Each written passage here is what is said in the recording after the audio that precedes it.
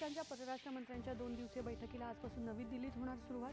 परराष्ट्र मंत्री doctor S Jaishankar यांच्या अध्यक्षतेखाली जागतिक आणि प्रादेशिक मुद्द्यांवर होणार चर्चा। ब्रिक्स बैठकीसाठी भारतात दाखल झालेल्या सदस्य देशांच्या परराष्ट्र मंत्र्यांची डॉक्टर एस जयशंकर यांच्यासोबत चर्चा। संस्थात्मक यंत्रणांद्वारे संवाद बळकट करण्याच्या गरजेवर एकमत। यंदाच्या खरीप हंगामासाठी 14 प्रमुख पिकांच्या किमान हमीदराला केंद्रीय मंत्रिमंडळाची मंजुरी। सर्व पिकांचे दर खरेदी खर्चापेक्षा 50% अधिक।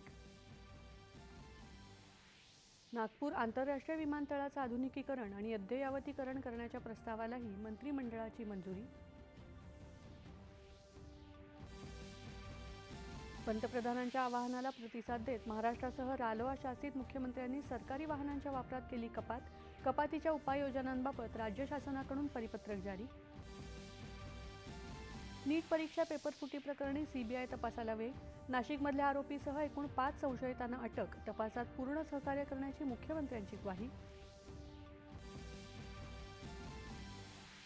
मुख्यमंत्री देवेंद्र फडणवीस यांच्या हस्ते नाशिक त्र्यंबकेश्वर कुंभमेळा 2027च्या बोधचिन्हाचं मुंबईमधल्या कार्यक्रमात अनावरण। नाशिक त्र्यंबकेश्वर सिंहस्थ कुंभमेळ्यासाठी आखाड्यांना सर्व सोयी सुविधा उपलब्ध होण्यासाठी मुख्यमंत्र्यांकडून प्रति आखाडा 5 कोटींच्या निधीसह लहान संस्थानांनाही विशेष निधीची घोषणा। विधान परिषदेतल्या नवनिर्वाचित 10 सदस्यांचा आज मुंबईमध्ये होणार शपथविधी।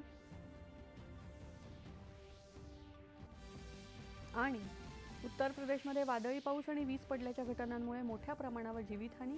गेल्या 24 तासात राज्याच्या विविध जिल्ह्यांमध्ये 43 जणांचा मृत्यू।